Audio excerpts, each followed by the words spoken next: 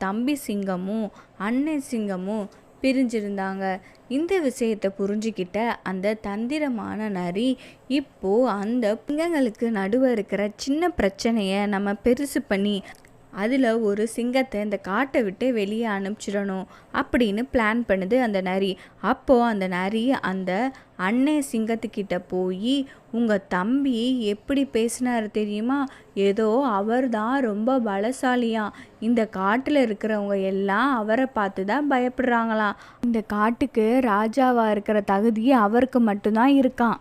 அவரை விட நீங்கள் தான் சிறந்த அரசர் அப்படின்னா அவர்கிட்ட நீங்கள் ஜெயிச்சு உங்கள் பலத்தை காட்டுவீங்களாம். இதை கேட்ட உடனே அந்த சிங்கம், நரி, எத்தனை வருஷமா என் தம்பி என் கூட பழகியிருக்கான், அவனை பற்றி எனக்கு தெரியாதா? உன்னோட தந்திரமான புத்தியால் எங்கள் 2 பேரையும் நிரந்தரமாக பிரிக்கணும்னு பார்த்தியா?